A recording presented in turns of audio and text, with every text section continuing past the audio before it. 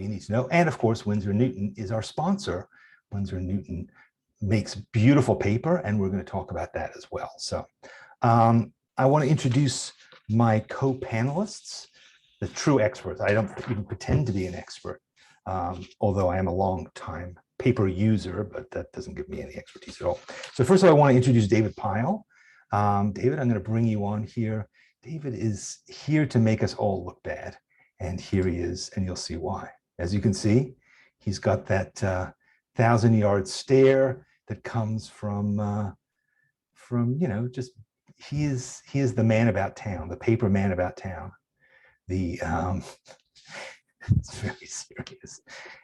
He's had his third shaken martini, right? Shall I say something, Mr. Gregory? Please do. Please. Well, do. as you know, this evening I am not David Pyle. I am in fact Bond, hydrogen bonds. Because indeed, if you're going to discuss paper, then you can't discuss paper without discussing hydrogen bonding. It's like trying to discuss underpants without discussing elastic. So what is it about saying the word underpants that makes me just chuckle? Please don't do that again. Please restrain yourself. Indeed. All right. But it's very good. Let me tell you, besides being a boulevardier and an undercover paper expert, David is an artist and also has a background in chemistry. And so that's when he talks about bonds and molecular bonds, he knows of what he speaks. But he's a watercolorist, but he's also a great expert in all things to do with art supplies. And let me just read you his bio here. He worked for Windsor Newton and for Liquitex. He is the author of What Every Artist Needs to Know About Paint and Color, which is a great book. I'm a proud owner of a copy. He is also the former group publisher of The Artist magazine, of Watercolor Artist, of Pastel Journal, American Artist, and more. I'm sure you subscribe to several of those fantastic publications. I'm a columnist. I'm actually writing for them again, by the way, for Artist magazine. David is also an instructor at Sketchbook School, and he's taught several fantastic workshops for us. And he's also an instructor in our Spark program. He does a regular class called Art Geek, in which he geeks out about various aspects of art. So please welcome David Pyle. And David, what's your favorite paper? Well, okay, I'm gonna dispense with the British accent, because I found from experience that when I start to get rolling with it, it comes and goes.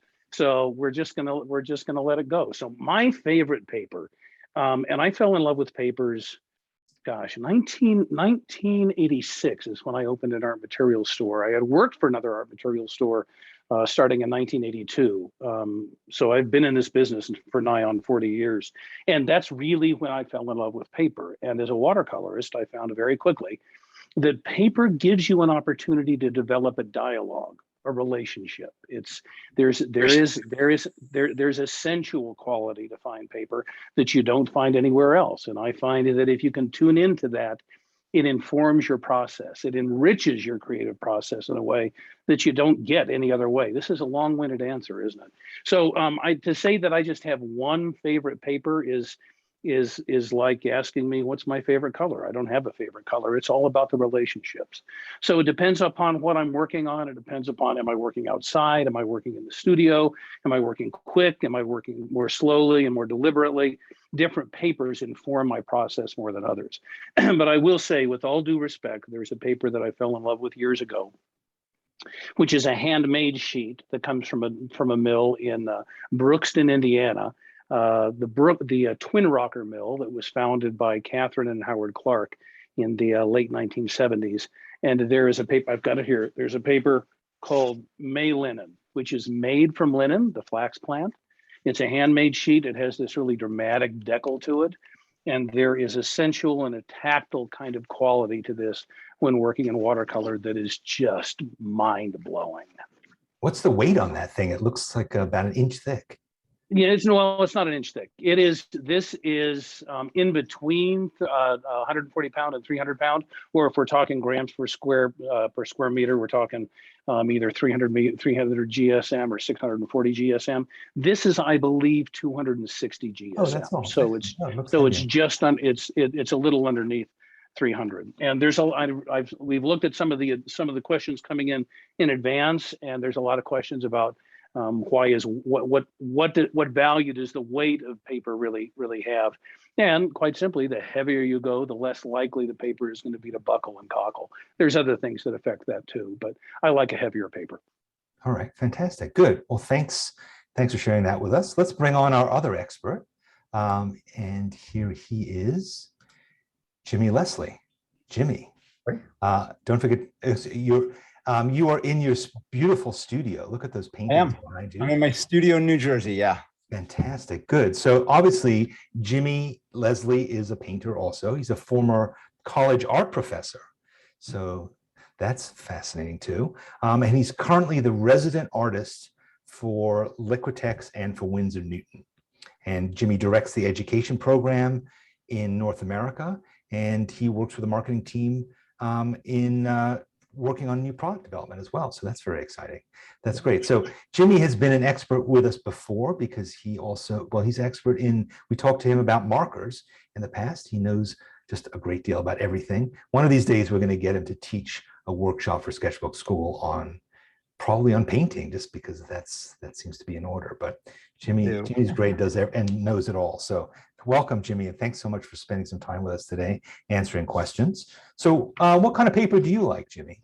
Yeah, what resonated with me, I think if I heard the word that David said correctly, he was talking about the intimate relationship. And I certainly we're talking about paper tonight, but I think of surface in general, and how it can inform what you do. As David said, there are questions that have already come in, and I know one of them I looked at was, what's the difference between a hot press paper and a cold press and a rough, and what's better for what for what you're doing. And I think it really has to do with some of it's your aesthetic choice, your style as an artist. One of the things that I think is important to impress upon everybody is that there isn't a right or wrong paper aesthetically.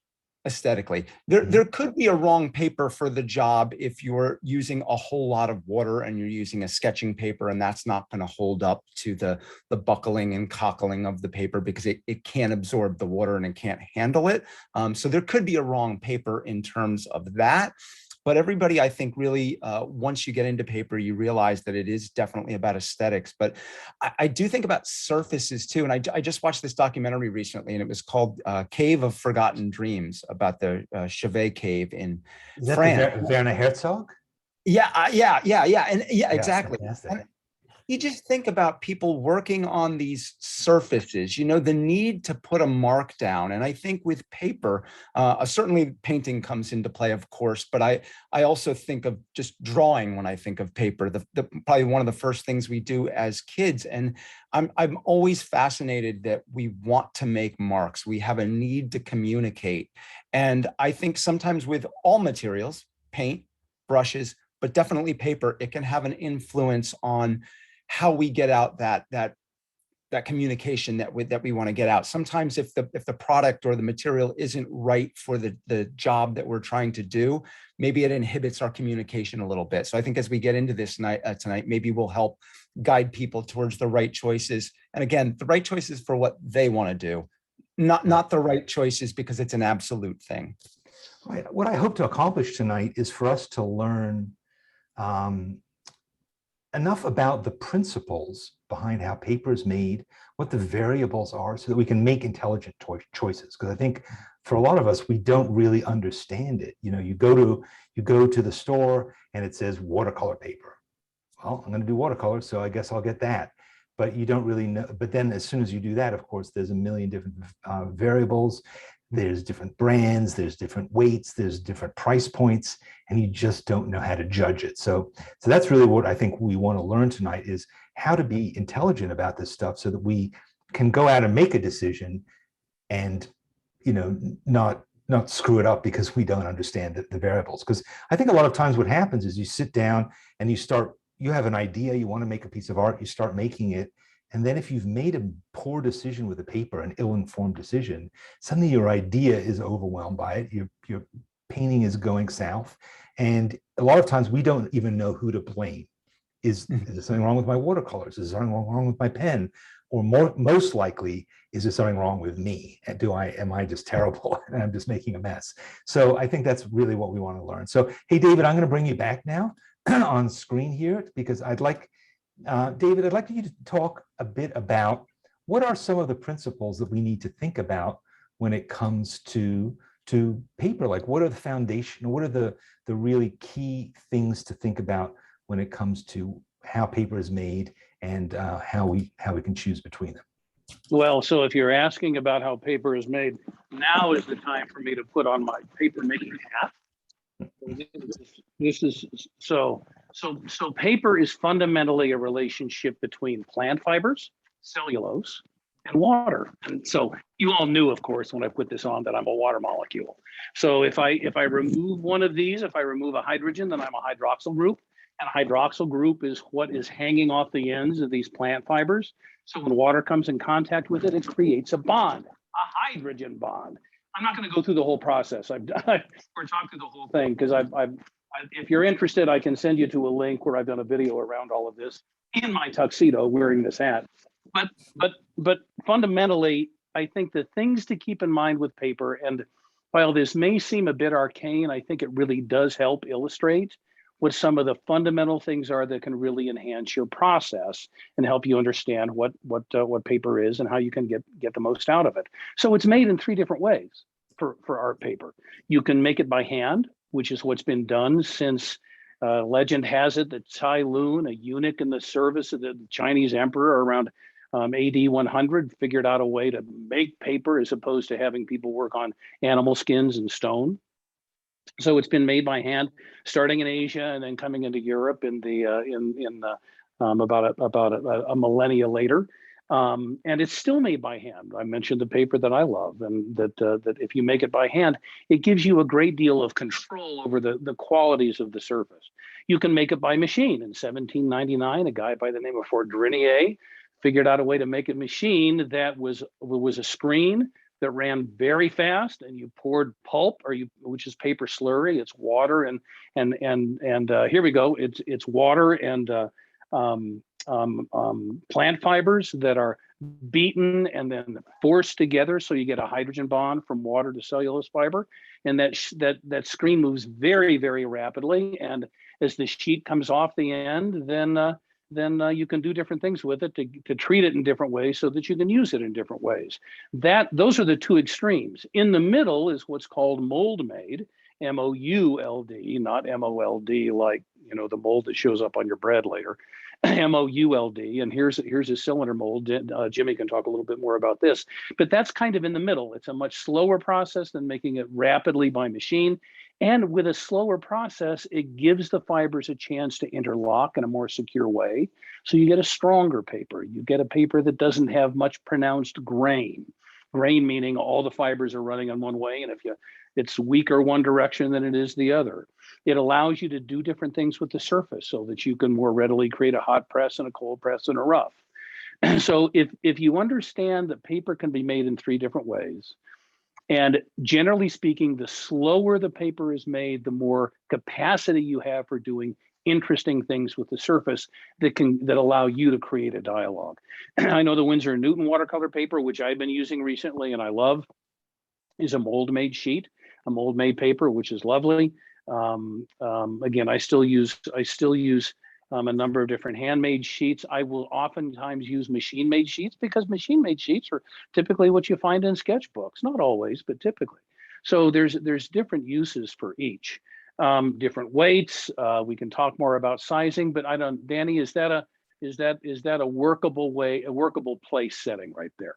Yeah. So I think Jimmy, do you want to come in and just talk specifically about those things? Let me just add you in here.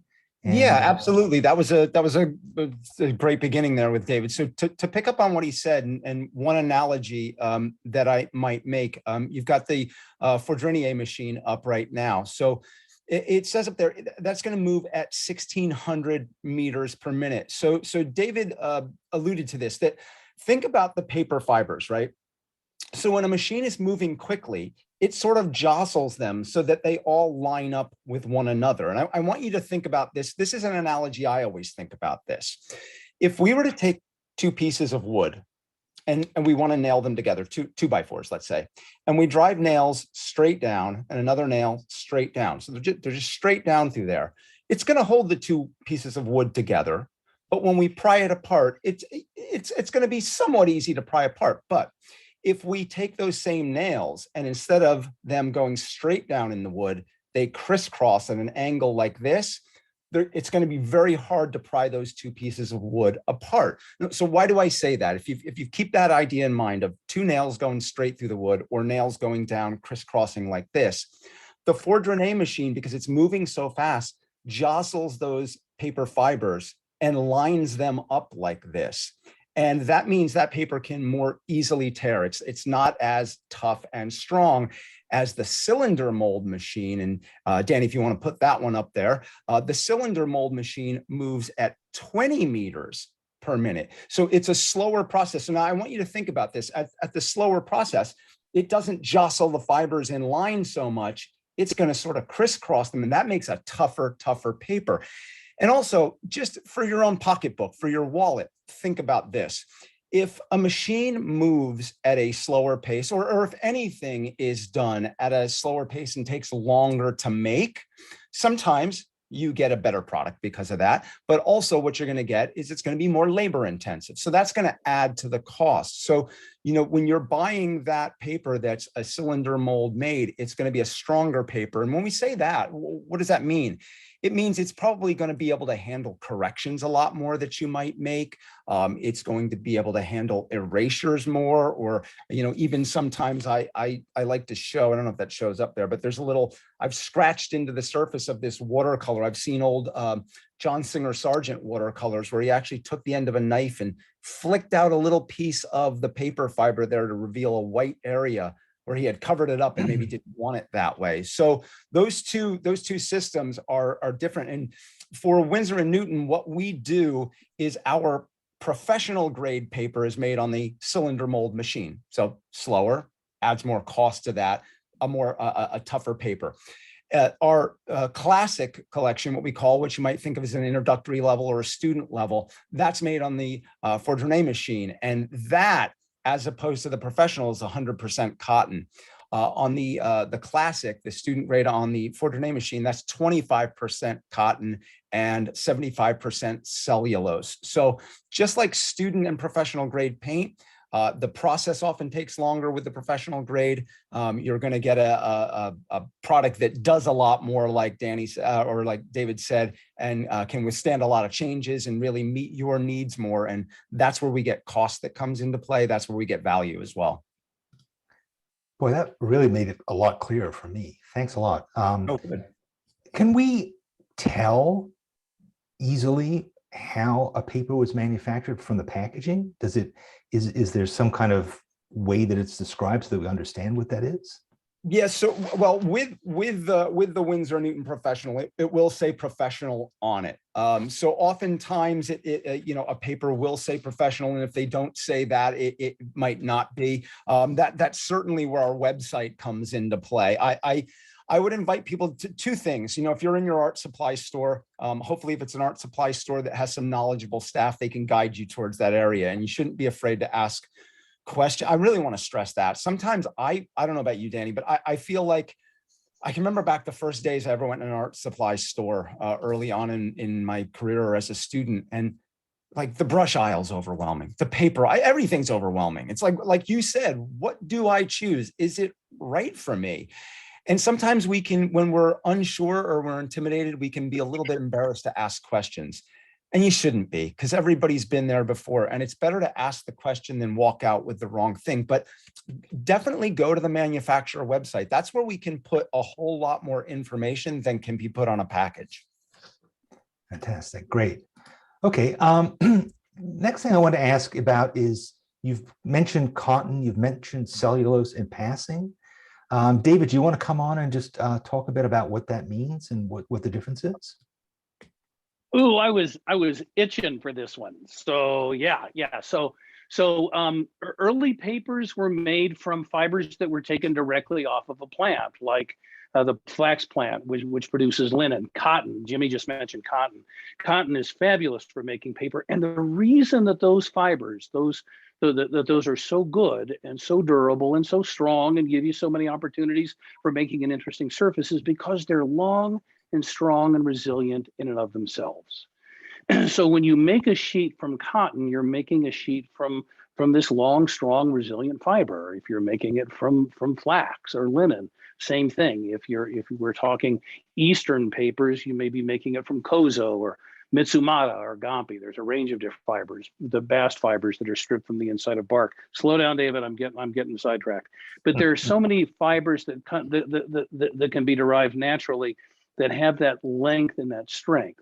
And that translates into a long, strong fiber. I mean, think about mummy wrappings that date back 4,000, 5,000 years. Those were made from linen.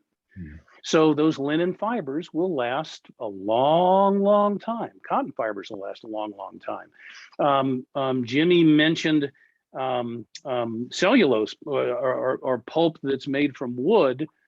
Not so much. And the reason for that is because the reason that trees grow upright is because they produce lignins, which are a chemical glue that allow plant cells to grow vertically, to grow on top of each other. And if you didn't have lignins, if you didn't have that chemical glue, then the giant redwood would lay about like giant overcooked pasta.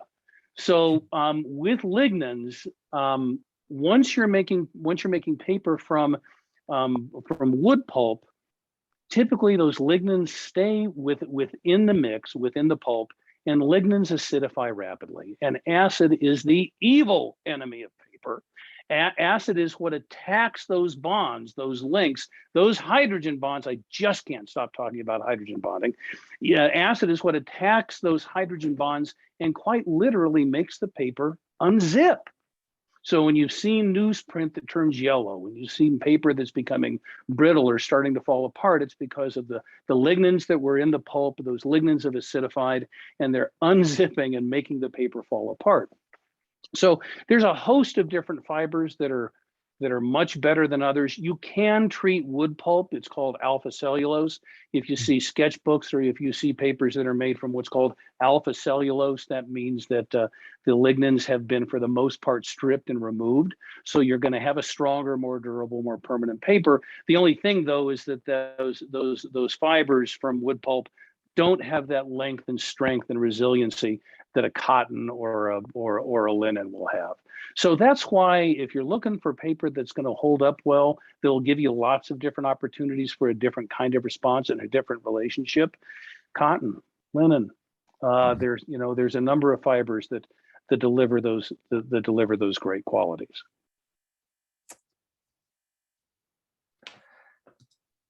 Do you mind, Danny, if I pick up on that? Because David reminded me, David, when you talked about, you said newspapers or newsprint. And I think everybody has had the experience. I'm sure the three of us have had the experience. Do you ever remember? I remember being a kid and there was some headline in the newspaper. Maybe it was your favorite team won the World Series or something. Something big happened and you said, I'm going to save this. This is going to be important. 20 years later, you took that newspaper out and it's brown, like David said, it's crumbling, it's falling apart because that's that wood pulp. And think about the newspaper, right? It's not like your art materials. It's not meant to last a long time. So nobody's going to make the newspaper out of 100% cotton, have a massive cost to it for something that is temporary. So you think about that. And also, as David mentioned too, if I go back to the Windsor Newton Professional, 100% cotton. And the classic or the introductory range is a blend of cotton and cellulose. And what they do with that is they'll have a buffer in there to buffer the acidity that David talked about. And that will usually be calcium carbonate. And you guys would all know this too. Everybody everybody watching tonight would know calcium carbonate because that's what Tums is, which is an antacid that you take when your stomach doesn't feel good and it's all acidic, right? It's a real chalky, and you take that. It buffers the acid. And so calcium carbonate will be used to buffer that acidity in there as well. So when you see that maybe that student or introductory grade paper that's a blend of cotton and the cellulose, you don't have to automatically freak out because that may be what your wallet can afford at the time. And again, that's buffered. So you're not going to have that situation like the newspaper that you take out and find out it's fallen apart. That's a really helpful reference. That's really makes it a lot clearer. Thank you so much. I wanted to point out that David has shared this URL in the chat, which is the URL to his channel, and he has a channel in which he's been making videos about a lot of these topics. So you should definitely check it out and subscribe, because I think they're fantastic and clear and about things you didn't even know you didn't know. So that's really helpful. David, I want to bring you back to talk about sizing, because I think that's the next kind of variable is, what is sizing? We hear about it, but what is it? And what are the variables involved? What's its purpose? And what are the variables that we have to consider with sizing? So sizing, the basic purpose is to control the absorption of any media that you put onto the surface. So if you have a totally unsized sheet of paper, which there are some available, and the technical term for that is water leaf. And a water leaf paper has been made with no sizing whatsoever. And that is sometimes used in printmaking, because when you're using heavy inks or you're using a press in a particular way, you may want a paper that isn't going to, that'll give as much absorption as possible.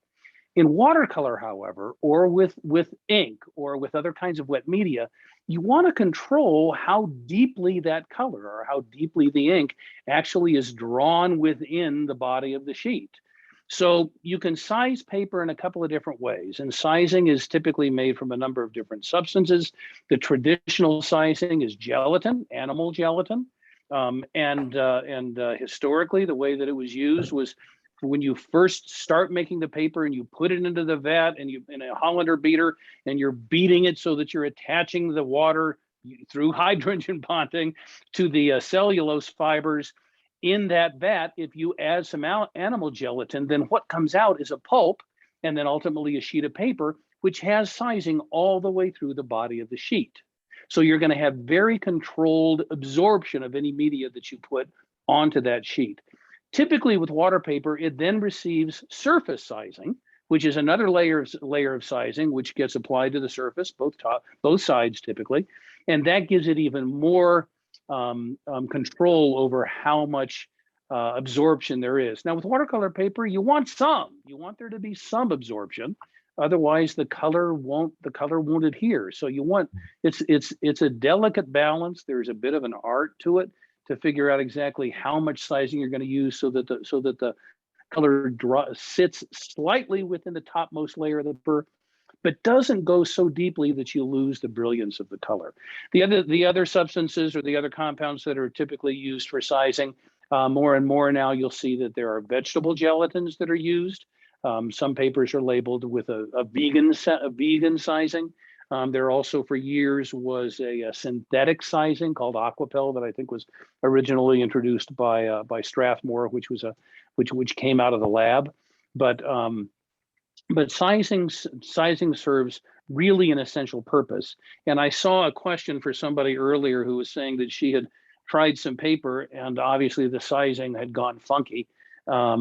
That's not a technical term, but we're going to use it anyway. The sizing had gone funky and the paper would no longer take the color evenly or consistently. There was some beading or there's some spotting along one edge. It could be that paper had not been sized properly by the manufacturer. I've also had the experience where I went running out into the field. I was excited to paint that afternoon and the paper was a mess. I had no control over it because the sizing had gone bad. If you work with, if you're buying quality paper from a reputable manufacturer, the odds are that you're going to be able I do. I've been collecting papers now for 40 years. I've got paper from all over the world, and I do have watercolor papers that I've had as long as 30 years. I've got some old Whatman, which goes back to the 1940s and 1950s, and when I've used it, it's fabulous, and the sizing is still fully intact. So, yeah, there we go. I think I'm done with that answer.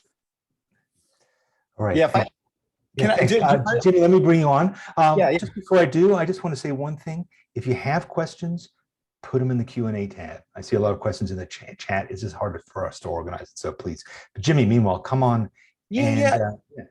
David mentioned internal and external sizing. So if I bring it back, I can't speak for every brand. If I bring it back to the Windsor and Newton brand, for the professional and the classic or the introductory range, those are both internally and externally sized. And again, like my analogy of the nails through the wood, if I bring it down to basics too, I mean, David was spot on, right? It's about tempering the absorbency. So I think of something that you all have in your house, and that's paper towels. And if we were to believe the paper towel commercial, one paper towel will sop up the entire gallon of milk that the kids spilled, right? So you obviously would not want your paper towels sized because they're supposed to suck up all that stuff. They're supposed to do that.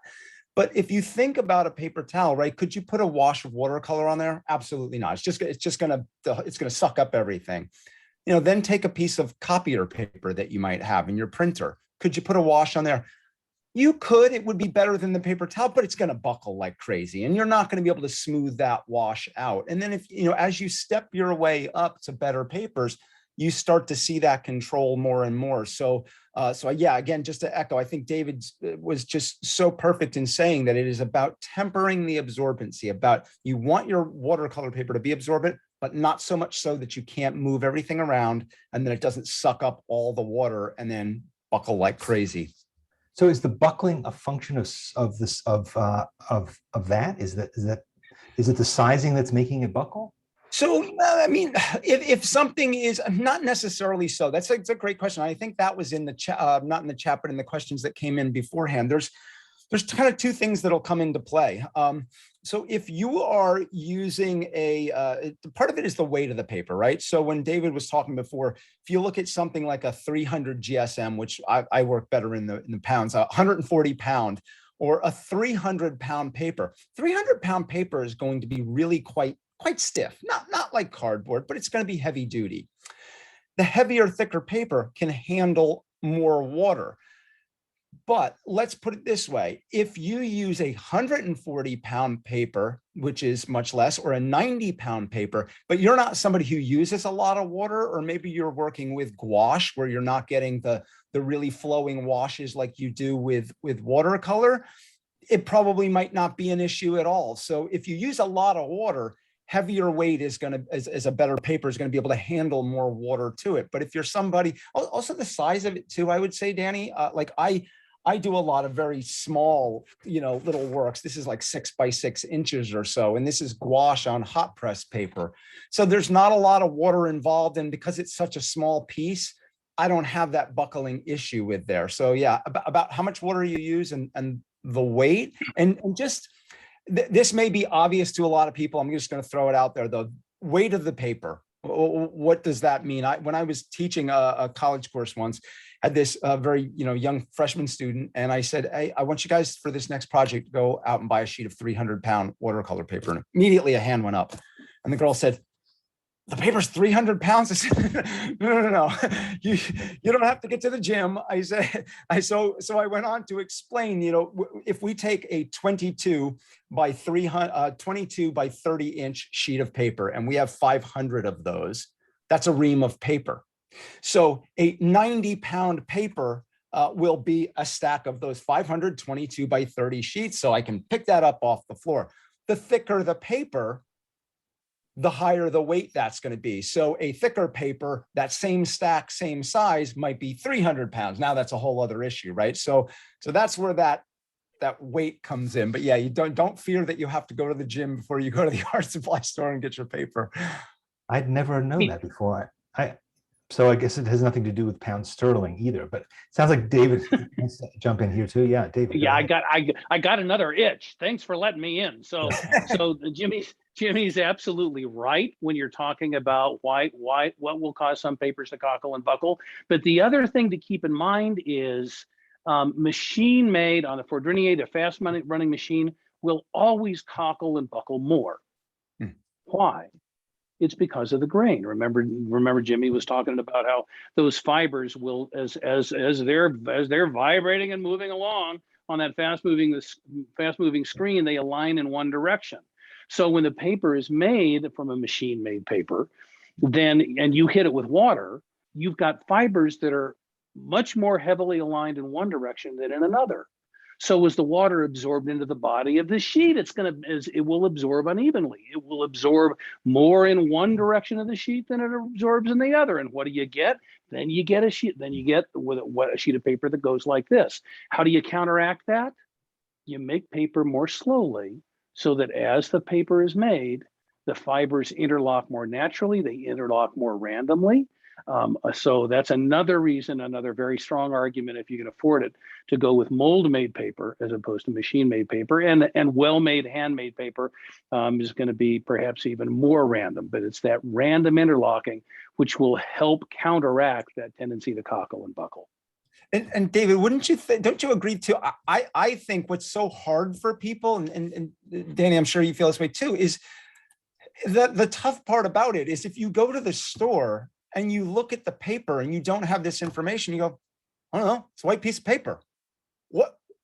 How would you know that? How would you make that? Because it's not something that it's not as much as I don't know, maybe if I use an article of clothing and you put something on and this feels really itchy, immediately oh, I don't like that, right? That does, you have information immediately just from touching something or smelling something, and if you're buying produce or something like that. But when you look at the paper, it can be really difficult to make that that discerning choice without this kind of information that we're talking about tonight. So that's a good point, though, because I'm not sure that it solves my problem, because now I understand a bit more what the variables are, but I don't, I mean, does this mean that I have to basically go to companies' websites before I go to the art supply store? Or, what, because again, a lot of the packaging doesn't necessarily tell me, it doesn't necessarily say on the cover of the sketchbook an awful lot. It might tell me the weight. It might tell me the content of the cotton. What are some other things that I should be looking or thinking about without having to go and do a whole internet research project to just buy myself? I think certainly going to the site, Danny, and I'm going to put this on my overhead view here just to show everybody as well. This is our what's called the TFACNA is the Fine Art Collective North America. That's the education program I run for the brand. So one of the things we do right there on that Instagram page is we do things like live streams and also mini demos, which my little goofy joke is that the mini demos are like tapas, right? They're like these little bite-sized chunks of art materials information. And we have about 50 different live streams and about, I think, 110 little mini demos on there right now as well. And there's situations just like this where it's not just me, there's some other artists, but it's us talking in plain terms, breaking things down, trying to make things simple for you and just cutting to it. I think the internet is still the Wild West, isn't it? I mean, I think a manufacturer's website is good to go to, or somebody else that you trust. Sometimes I think, and I fall into this in other hobbies that I have in my life, you get into some forum somewhere and you start reading information, but you don't know where the information's actually coming from. And if the information is valid information. So I do think there is some research on your part, but if you started a website or something like this in an education channel, that's a great place to start. I think it would also be interesting for you to go through that stack and just show us what's on, what does it say on the top of each one, and what does it actually mean? That would be really helpful. Yeah, that's great. That's great. So let's look right here. This is, and I actually did this just so everybody could see this easily, just to kind of get prices. Now, most of what I have here is 9x12, so I can get like for like comparisons. But the first few things, watercolor. This is a little watercolor postcard pad. And this here says professional. So we know that that's the professional grade. And this lighter gray is what we call our classic or introductory range of paper. So this is the one that's 100% cotton. This is made on the cylinder mold machine. This is internally and externally sized. This over here is made on the Fourdrinier machine. This is the blend of cellulose and cotton, but this is also internally and externally sized, and those acids in the cellulose are buffered. I like the little postcard thing. I think is fun. I have a little thinking of you on there, Danny, but it's got it all set up here. I always like this because I don't think people get enough mail anymore. It's fun, and I don't think people get enough handmade things. So I do like when I travel sometimes to knock off a quick little watercolor, and this is ready to go and send. And so you can get this for, I don't know, it's about $9.95 or something like that is the cost of that. So it's it's a few cents a sheet because you get 15 sheets in there, and it'll tell you the sheets, tell you the size. It'll tell you this other thing that we've been talking about, 300 GSM or grams per square meter, and then 140 pound if we're going by that designation. And this is a gummed pad, so I can easily, you can hear that, I'll be quiet. It's just gum. So that's easy to pull right out of there so you don't mess up the edges as a postcard. This one's more of what we call a journal. So this opens 100% flat like this. And you can really, I think this is kind of a fun thing if I'm doing plein air sketching or things like that. Again, because it lays so flat. What you'll also see on this, if I bring the cover back here, you'll see here that it is, let's bring that up a little bit more. That's cold press. And I think maybe we'll get into that next, maybe, but cold press as opposed to rough or hot press paper. So it lets us know that. It also says, I noticed that it says mold made on it. So it is telling me there that it's mold made and that it's 100%. Oh, correct. Yeah. Oh, good call. Well, you got a good eye there, Danny. Good call. Yeah, so that is telling you that there. And we see the same thing here. Again, the professional. This time, though, this is a block. So now I have, this is a little gouache I've started of this. It's in progress of this person kneeled down by the fire. I've got my painter's tape on here, so I get a nice clean edge like a piece like this. I like the block because we were talking about paper buckling before. Now, first of all, as David talked about, because this is mold made and it's a stronger paper, it's going to resist buckling a lot more. But what's also nice about this is it's glued down on all the edges. And if I get, let's see, where's the edge? There. This is the only edge that I can stick a finger under. And then I can peel this whole paper off, but it's glued on all sides.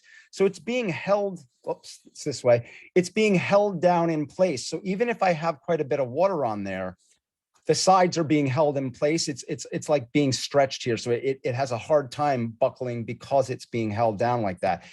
I like it too, because it's a block. So it's like a hard surface. It's almost having it nailed to a board or something like that. I have to say though, yeah. I was talking to an artist about this very thing yesterday. I'm glad to hear you say that one edge is free, one corner is free, because yeah. I often find I'm struggling with that. It's really, you feel like you're going to shred the paper or pull it apart laterally. Yeah. It's a simple thing, but I wonder if you can just give me a tip on that. Yeah, sure. Well, there's two things. So in this one, we have the free edge like this. And what I would do, Danny, I wouldn't actually stick my finger in there because I don't want to bend the edge. I'd actually take a palette knife and just run it right along the edge. That'll break it. That should come apart very easily. You also will see some blocks where the glue is black all the way around, and they'll just have one spot that's white, and that's the one where you can insert on the edge the palette knife. But that's what I would use. I would use a palette knife. Use a pocket knife too if you want to, with a round head to the blade. But just be careful about obviously cutting yourself and the paper.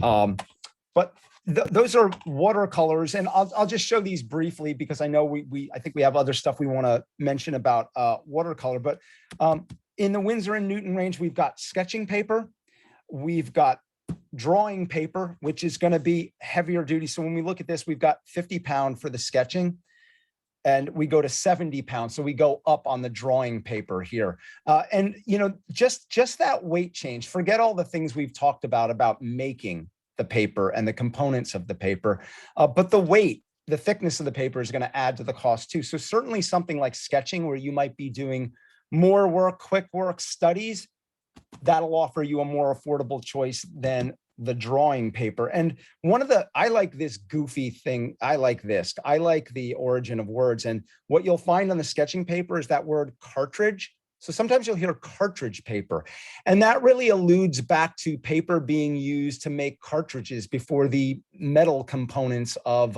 ammunition. So you would have your paper cartridge, and the bullet and the gunpowder would be in there. So that's why you have that little funky name of cartridge. And also in the range, we've got a mixed media pad. So the mixed media pad, again, to your questions here, Danny, it does let us know that this is acid free. It lets us know it's for wet and dry media. We have 30 sheets in there. This is heavier duty because it is for wet media as opposed to the sketching and drawing. Heavier paper, so we get 135 pound right here and 9 by 12. And that's going to have this is a little study for a skateboard deck that I did recently. And if I get it in the light, in the raking light, you can see it's got a little bit of a grain to it, but not a whole lot, So it's somewhat smooth. So the mixed media paper, you know, and I look at something like this. Could I take watercolor paper and do mixed media work on it and maybe glue things on there for collage? I could, but I feel like the watercolor paper for that purpose is over-engineered. It's too much for the job. So you're going to pay more money for that. So this becomes much more affordable because it's suited for a particular job. And then there's Bristol board, which the name comes from Bristol in England, where the Bristol board is plies of paper put together. It's much more stiff, super bright, very, very smooth. If I get this in here, we can't even see any grain. If I get that even in raking light, we don't see anything. So super, super smooth. And Bristol in England would be where they would originally put these plies together and make this paper. That's why it's called Bristol, Bristol board. And once again, that gives us our acid-free, tells us it's bright white, you know, favored by people with illustrations, great for fine liners, markers, things like that. 20 sheets and 114 pound. So all those different ways. Oh, sorry. And just two more here. Pastel paper. So we've got pastel paper. We've got this lightly textured. This is 75 pound, 24 sheets. This is also 9 by 12. Again, acid free. And this one here is a series of blacks and grays, and they get lighter as we go back here. I've got some things here with pencil, and then gets lighter still. And then this one is a pastel pad as well, but this is for people who might prefer earth colors, and it lets us know that. So we've got, we do have some lighter, that almost looks white. It's a very, very, very light gray. We go to a brown. We get more sort of like an ochre. So you can see here, you know, where I've used the color of the paper as part of, you know, part of that little portrait. If I get in there, some of that's just the paper itself. And this is all pastel and colored pencil on here. So it's got enough texture to really grab that dry media. So again, I think it's a lot about, you know, what are you trying to do? What is the job? What is your aesthetic? What's your pocketbook like? And then you start making decisions based around some of those factors. Fantastic. That was really useful. And it's also nice to see this thing about the Windsor Newton aesthetic. It's like very clean, simple, clear, and consistent. So you know when you're looking from one to the other, you know what's involved, what's got. This is speaking personally. I like to combine media. I like to draw with a dip pen and India ink, and then I like to combine that with watercolor. So India ink on watercolor paper is okay, but not great. And when you use a dip pen on watercolor paper, particularly, you know, if it's cold press, you're having all kinds of problems with absorbency, you know, the sizing, because that's one of the things you didn't talk about when you went through that paper is sizing only on the watercolor paper? Is like, I think of Bristol as probably not having much sizing so that it's not particularly absorbent? Is that the case? And also, what do you do? What do you do if you have two different media that have very different kinds of needs, like ink, which you kind of want, you don't want it to absorb into the paper and making your lines kind of fuzzy, and then watercolor, which you obviously want to take advantage of that. So what would you suggest for something like that, which is a kind of a common sketchbook approach? Sure. Yeah. Like, I mean, when we come back to something like the pastel paper here, this is sized as well. And it's sort of what we would call like neutrally sized. So it's not too much of a hard sizing. It's not too much of a soft sizing. When I say that hard, soft sizing, so if something's really hard sized, the water is going to take a while. It's going to sit on top quite a bit before it sinks in. Like you can tell if you put in, and David, you can jump in here as well. A lot of times without even painting on a piece of paper, if you had a piece of paper around, you could tell by just taking a dropper of water or just maybe a little water from a brush and putting that on the paper. And if it's really properly sized, you should see that water sit there and then slowly start to make its way into the paper.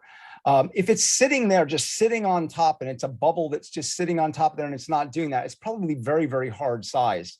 If it's sinking in immediately, it's probably very soft sized and extra absorbent. Would you agree with that, David?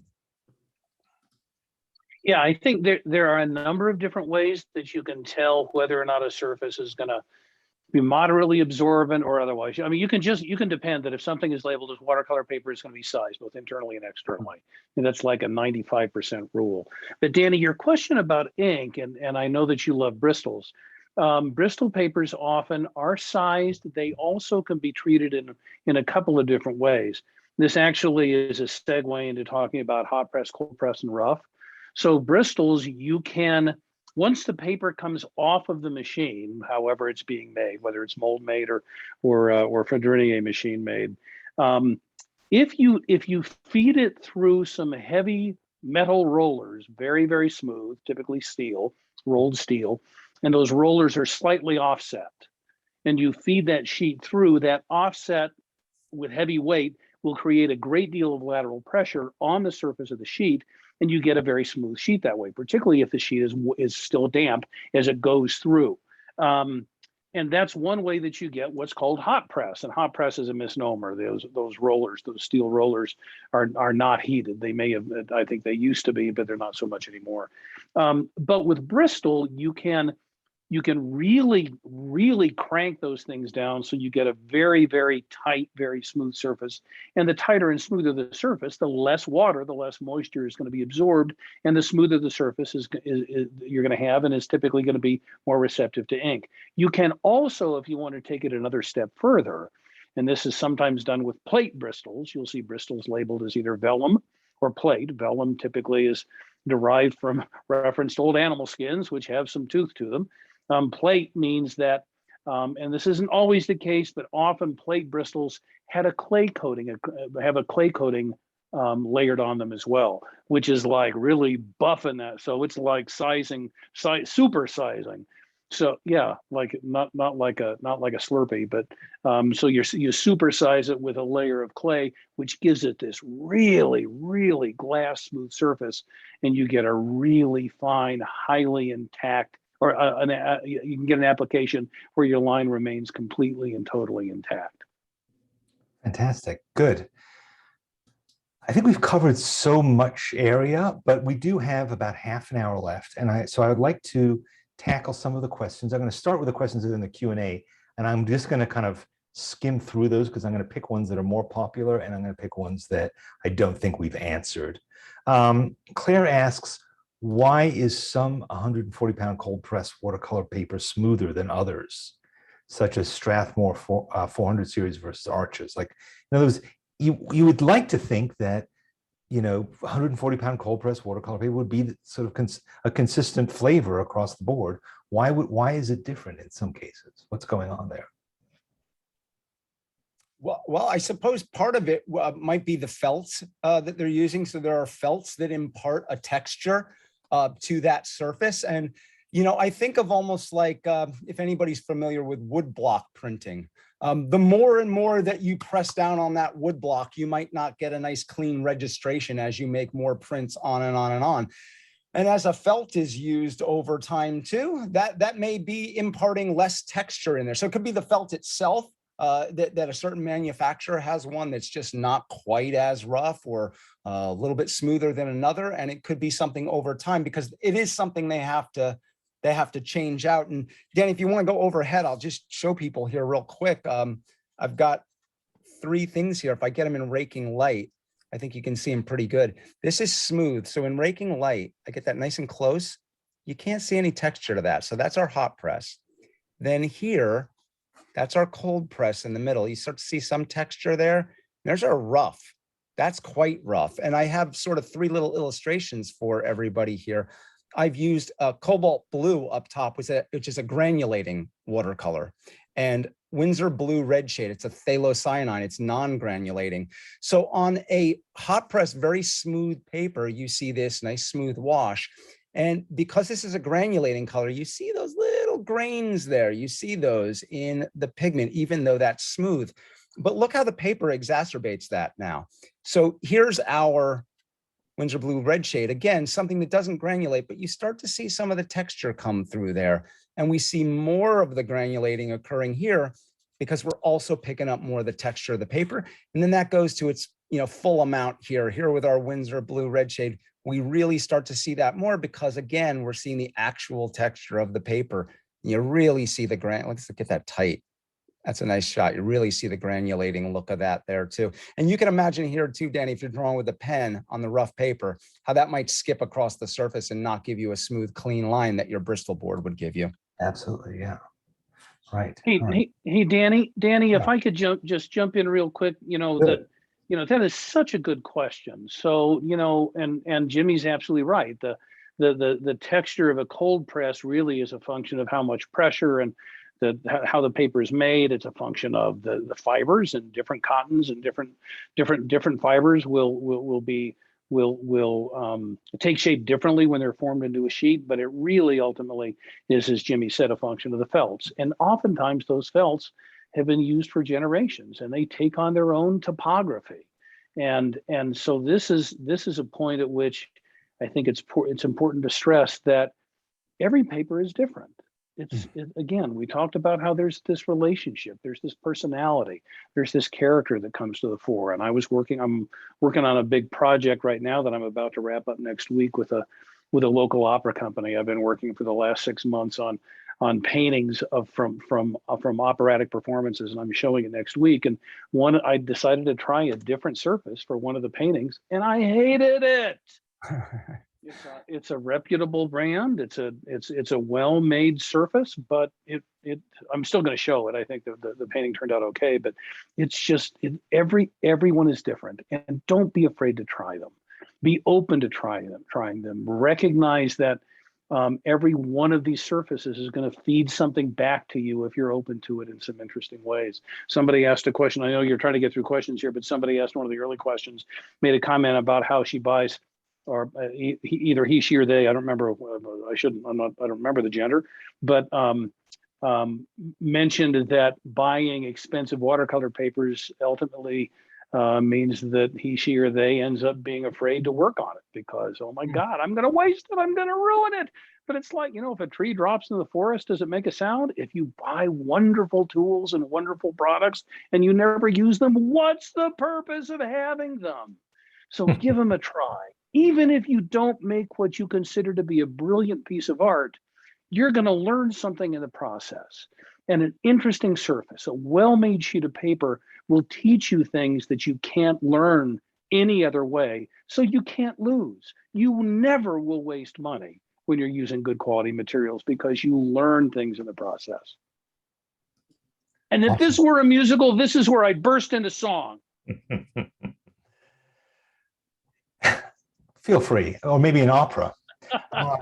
Yeah. Are spray fixatives bad for paper?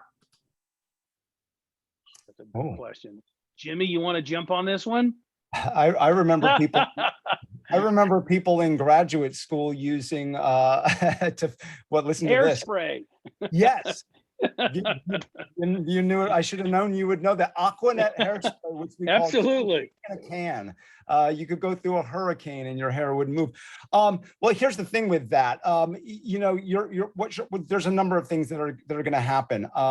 You're going to be spraying that. Let's say you're spraying a pastel or a whatever it might be, a charcoal drawing, yeah. Charcoal drawing, something like that. I'm more of the mindset that I think it's better to not introduce something else to the paper itself that might yellow or degrade or do something later on. Or God forbid, I had picked up that can and maybe it was partially clogged and I didn't test it first and now it's spit out on my drawing and left little marks. Right. I'm more of the mindset to simply matte, frame it and let it be protected by that and not introduce another element that may cause problems down the road. I'm not a fan of locking it down like that. And if it's in a sketchbook, you could put like a piece of tissue or tracing paper in between it so that it doesn't. You could. I've always sort of avoided, and again, this is just a personal thing, to even avoid that altogether. I've always worked with pen in my sketchbooks or gouache or watercolor, things that I didn't have to worry about smearing. Yeah, just personal choices. All right, cool. It is personal choices. And I'm going to offer the counterpoint. And here I've got my can of Krylon workable fix. The manufacturers of fixatives have become, I think, more responsible and more in tune with this. This is labeled as acid-free, archival safe. I'm a big believer that if you don't know something, it's important for you to say, I don't know. And this is one of the times that I'm just going to have to say, I don't have the expertise with fixatives to be able to say something definitive that this is not going to yellow. But in particular with these, you may be able to see some of them. This project that I'm working on behind me is watercolor and pastel. And I've layered heavy layers of pastel on top of watercolor. And if I don't fix it somehow, when I transport these to where they're going to be exhibited, if I just glaze them with glass, they're gonna powder off. I need to do something to keep them secure. And then particularly if somebody buys these pieces and then wants to ship them, oh my God! So it's a whole other Here's a question that's come up in a couple of different forms, and it's surprising we didn't actually cover it, which is grain direction. I know from doing bookbinding, grain direction is a really big deal. Usually it's a slightly less of a deal with watercolor paper, I think, but can you talk about grain, David? Well, yes. So grain is what we've talked about, is how, grain is formed depending upon how the sheet is made. And on a Fourdrinier machine, there's always going to be some grain and typically pretty pronounced because of how the fibers align themselves. But the direction though is the direction. That's what's grain. Now, it may be that somebody is referring to not just grain, but also perhaps there's two different kinds of screens that are typically used when making paper. There's wove, which is every paper that we've talked about this evening is made on a wove screen, which means it's woven together like a window screen. The other one is, I don't know if you can see this. Can you? Yeah. Not so. This is actually, this side's going to show it better. See how there's those are called laid and chain lines. So that screen is made with very, very thin slats or strips that are then sewn together equidistantly. And that makes, sometimes I've heard people refer to a laid surface paper as having grain, and it's not really grain. It's just that's how the mold was made. Yeah, and I think too, going back before about what you were talking, David, and saying, about just trying these things. One of the affordable ways, guys, that you can try stuff too is just go buy one sheet of paper. You go buy the rough sheet of watercolor, if that's what it is, watercolor paper, and one of your friends maybe go buy a cold press and one buy a hot press and cut it up and trade with one another and all try. Have a little party like that, if you will, and that'll give you a chance to experiment instead of buying a whole block or a whole collection of papers. Make it a little affordable, fun thing where you get to gift each other something and then you can share your experiences together. Paper party, love it. Paper party, yeah. Exactly. This is something I hear about quite a lot, and I don't know the answer to. What is the difference between watercolor paper and printmaking paper? A lot of times people who bind their own sketchbooks will use printmaking paper. I've had a friend who made one for me and I used gouache on it. I really liked it, but I don't know why it wasn't watercolor paper and what are the things that go into printmaking paper that are different. Well, this goes back to David's point before. I'm not a printmaker, never have been, so I don't have a lot of experience in that area. What I've seen before with the printmakers in colleges that I worked at in the past is many of them, although maybe not all, did not have the texture that your watercolor paper would have. They were often much smoother, but David might know a little bit more about that. And I have done printmaking. It's a long time ago, but I have done printmaking. So yeah, it comes down to sizing. So printmaking paper typically does not have the same degree of sizing that watercolor paper does, because when you're making a print, you want that ink to absorb more deeply into the surface. So there are some printmaking papers that are water leaf, meaning that they have no sizing whatsoever, and there are some printmaking papers like Reeves BFK. Arches 88, those are papers that are internally sized, but they won't have an external sizing. And those internally sized papers, again, Reeves, Arches 88, those are wonderful drawing papers. Yeah, fabulous. Yeah. All right, here is another question that is, I didn't even know was a thing, but Mitzi asks, how bad is it really to touch good watercolor paper with your bare hands?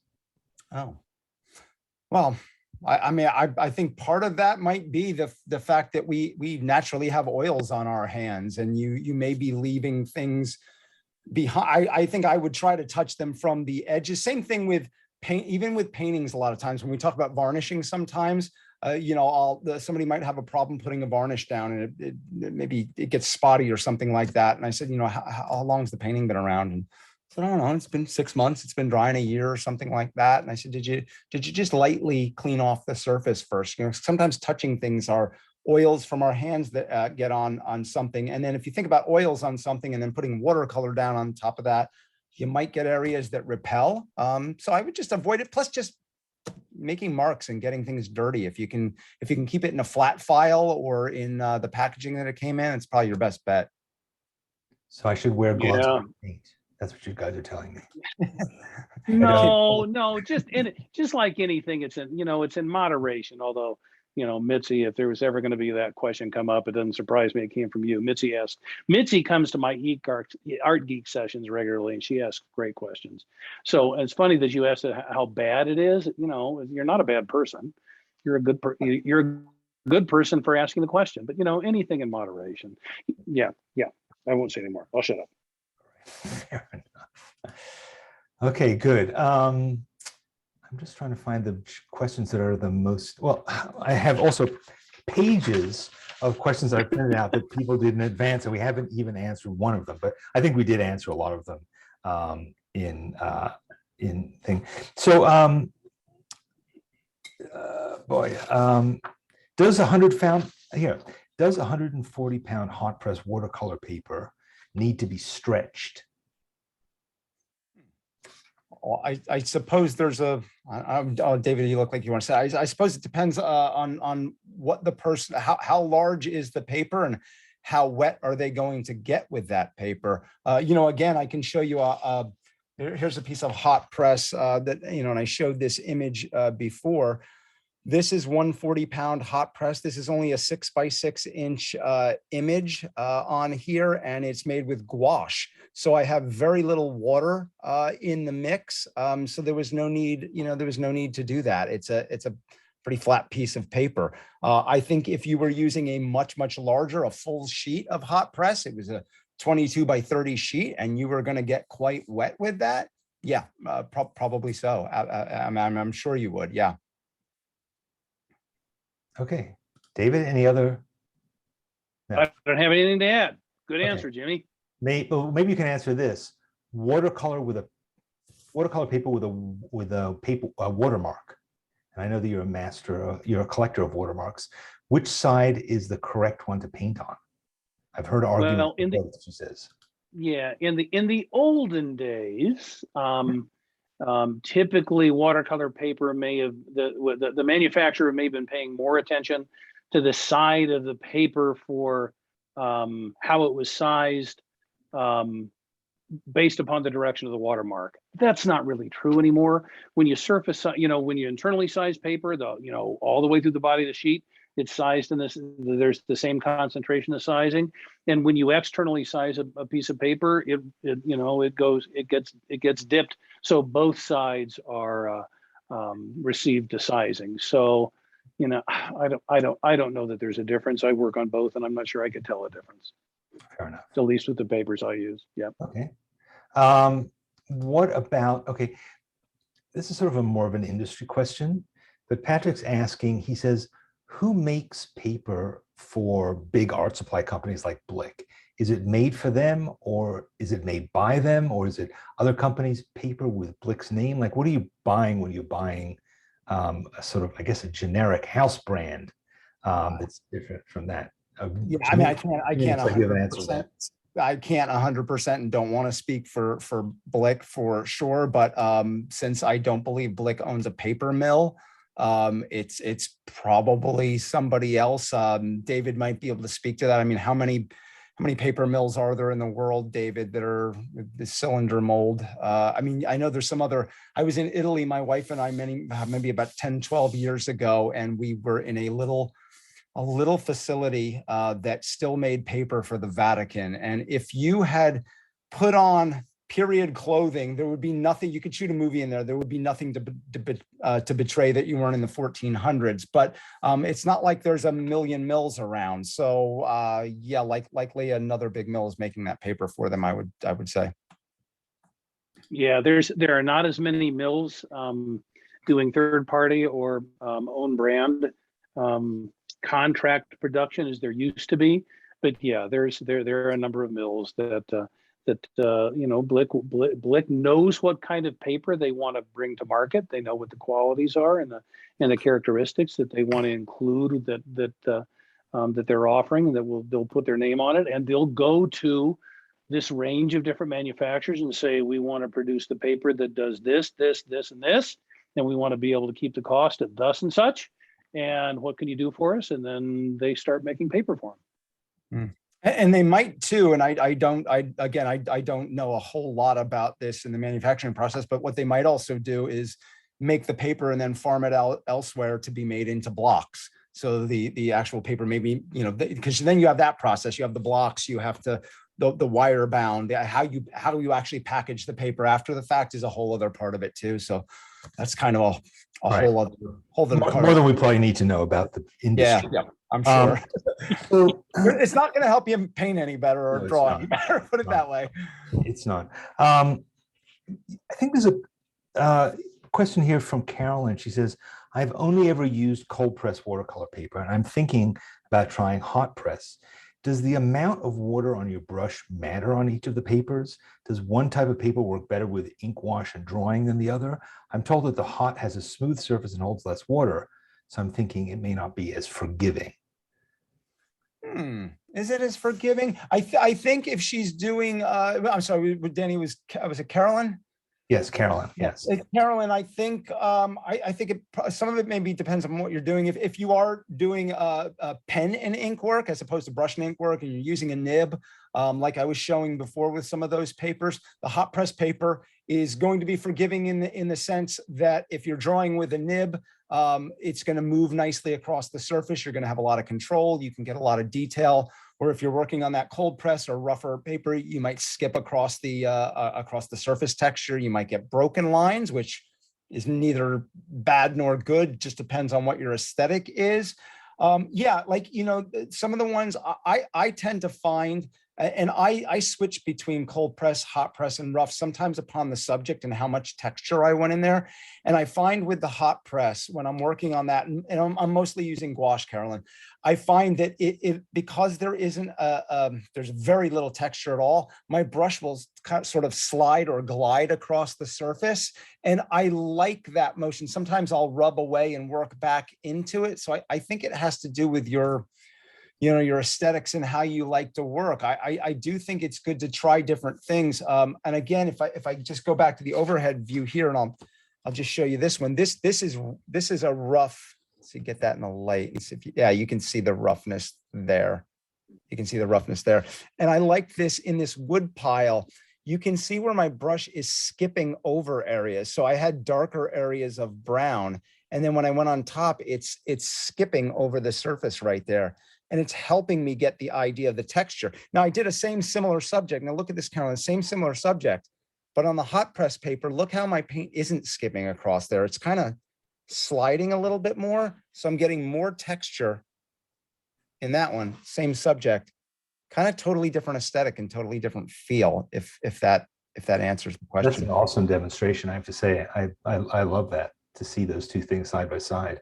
What is it about wood piles? James Gurney has been doing a lot of paintings of wood piles recently. Oh, I have a wood stove in the studio here, and I have a wood stove in my house, and I love chopping wood. I'm kind of geeky like that. So that's what it is. Good. I think we're getting close to the end. So I just want to make sure that there aren't any really important questions that we've overlooked. We didn't really talk about sketchbooks when it comes to Windsor Newton. And I know that that's obviously a concern for us, Vicky Sketchbook School, so often you can find great paper. More and more you can find good paper in sketchbooks. It used to be that you really had very little choice. I think, in fact, there was a question that Anna asked. She said she really likes the moleskin, particularly the watercolor ones. And she wonders about using brush pens in watercolor paper as well. But what are your thoughts about, and what is Windsor Newton's point of view on sketchbooks and the paper that we find in them? Because that's often given shorter shrift, honestly, than just yeah. I don't have any. We do have some sketchbooks. They came to market after all these that I'm showing you here, so I don't have any of them here, and they tend to be a bit on the larger size. I'm a smaller size kind of guy in my sketchbooks. I kind of a pocket size, like this is a 3.5 by 5 inch right here. So I tend to like that really small size as well. Yeah, I don't know why the world needs giant sketchbooks over small ones. I mean, if it's I don't know. I've always found, gosh, I don't know, large sketchbooks to me feel like I'm supposed to be doing more in them or something, or I don't know, like sometimes I think people look at sketchbooks and they feel that it takes so long to fill up a page in a big one, so they don't feel like they're getting anywhere. And I don't know, I like a little bit of instant gratification. So, small sketchbooks like this allow me to do quick little, images like this, or, quick little studies like this for paintings. But those sketchbooks, you will find them coming into stores. They're a hardbound. They are a bound edge. So instead of the journal, like the small one that I showed right here, the watercolor pad that opens like that, they are bound on one side, hardcover, so they can take a beating.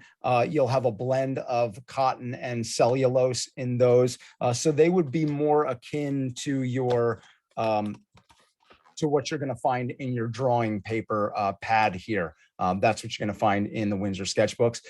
They don't have much of a texture to them. They're going to be a pretty smooth surface as well. I find that, this sketchbook I've been using for years, I find that these are gouache in here, and I find it takes gouache quite nicely. It takes, I don't know if I have any watercolor in here. Yeah, there's a little watercolor of a downed tree up in the Adirondacks this summer, and it can take it pretty well without a whole lot of buckling. You see maybe just a tiny bit there, but I can really do quite well in there without that moving along. So yeah, the Windsor sketchbooks, a little bit on the larger side, blend, smoother surface, and bound edges on those. I like that red cover is unusual too. Sorry?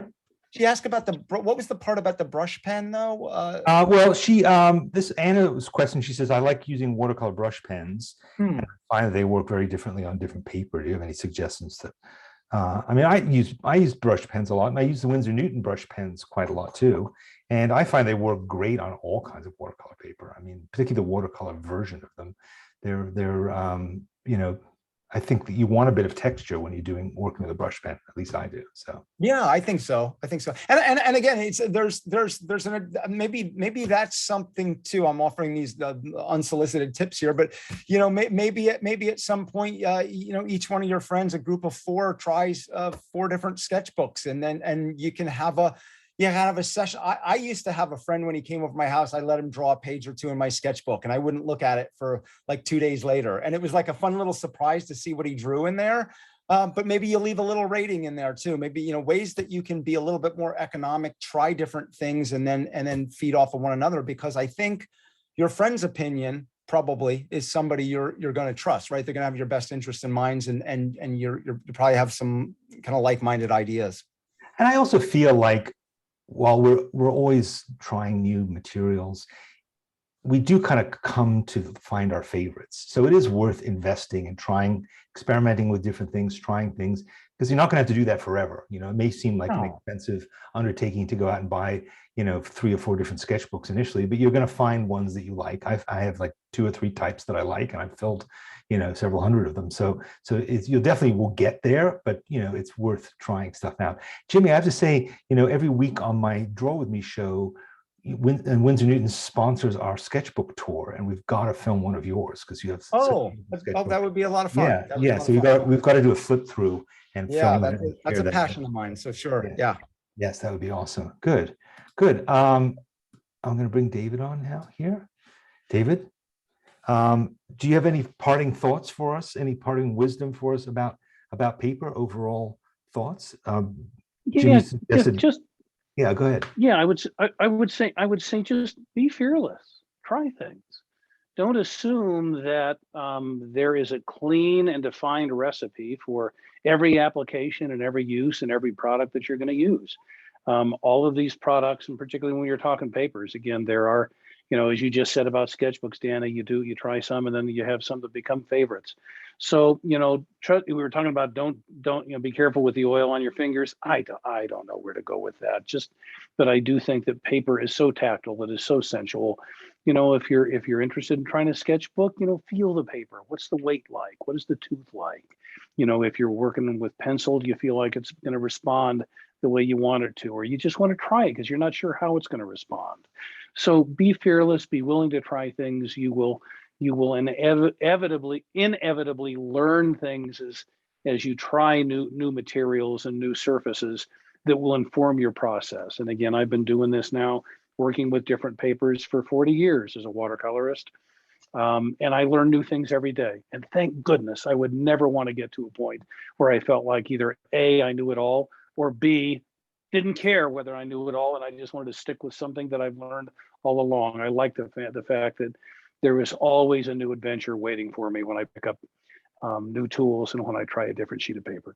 Yeah, and I would continue that thought to say sketchbooks and paper in general can seem surprisingly expensive sometimes. You can think of, I can buy a pad of paper for $1, or I can buy an exercise book for $3. Why would I pay $30 for a sketchbook?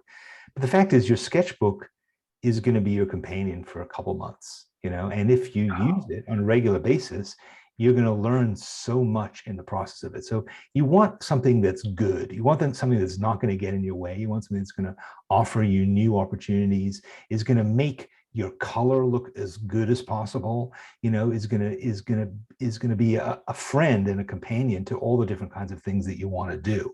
So I would say, think about buying the best that you can afford at any given time. Don't say to yourself, it's not really worth it. I'm just starting out. I don't really know what I'm doing. I think quality materials are always a great investment. And whether you spend, $50 on a set of watercolors, they might last you for 2 years. And if you think about, when you're first starting out, it can seem kind of intimidating that you have to go out and buy a whole bunch of stuff, but you're not going to have to continue buying a whole bunch of stuff. You're going to buy a set of things that work well for you. You now know a huge amount more, thanks to this evening, about what are some of the things that you need to think about. So you're less lost, I hope, when you go into an art supply store. You're going to be less confounded by all your choices. But buy something that feels good. Buy something that maybe is a slightly better grade than you thought you were going to be buying, in part because you will improve by having better materials. You know, your work will be better. And when it gets better, you'll have more fun. And also, I would say, try and be lavish with it. You know, I love having lots of art supplies. I used to work from one sketchbook to the next sketchbook to the next sketchbook. Now, I think I have 11 sketchbooks in a stack here because I can just grab different ones and try different things. It's fun. It's fun. It's like, you know, it's like having a buffet, abundanza, as they say. But you watch one of those, you know, when you watch a cooking show, they don't have like one onion. They have like a giant bowl of them, and they'll have, you know, they have huge piles of things. It's just fun to play that way and to feel like it is playing, as opposed to being stingy with yourself and being stingy with your inner artist. I'm not suggesting you have to go out and spend millions of dollars to do this. You could just pick one medium, buy yourself a good set of watercolor pencils. I love Winsor Newton watercolor pencils. Buy yourself one decent sketchbook and work your way through that. But don't be meager. You know, embrace all the pleasures that good art supplies can give you, because it will pay off. It will support you in your learning, and it will make you feel like it's worth it. So that's my suggestion. Jimmy, do you have anything to add to that? No, yeah, you know, just the last thing I would add, and I would echo what David said about trying things. I think we live in this online world where everything is a review, everything gets reviewed. And I'm not suggesting that reviews aren't a good thing to read, but the only problem that I find when I purchase things with reviews is the person reviewing it. Do they have the same sensibilities that I do? If they're not the same type of person with my personality and my aesthetic and my taste, then maybe the review doesn't make a lot of sense. And that's why I mentioned a few times to, you know, buy a few supplies and have a little party where you share or you give to your friends, or, you know, like you, Danny, you've got a few sketchbooks, you know, you pass one to somebody else maybe and let them do 2 or 3 pages in it. So now guess what? You have somebody else's little art in there and they got to try something, you know, and as you said, have fun with it. Don't be scared, you know, try it yourself for sure. That's great. I think we can end there. It's we are at the end of today's time. We're trying to have one of these every month. We've managed pretty well to do that every month, to have a different topic. So stay tuned for the next one. And we will see you. We look forward to whatever you're going to do on paper. Please share it with us. Please share it on social media, on Instagram, or on Facebook, or in the schoolyard. You can also join the Sketchbook School Schoolyard, which is our private social network. So we look forward to seeing what you're doing, and tag us, tag Windsor Newton if you use their products, so we can all see what you're doing. And I hope we answered some of your questions. I know we didn't get to all of them. I have sheets of paper here with more, but maybe we'll do another one in the future, because there seems to be a lot to talk about. Thank you so much. Thank you, David. Thank you, Jimmy.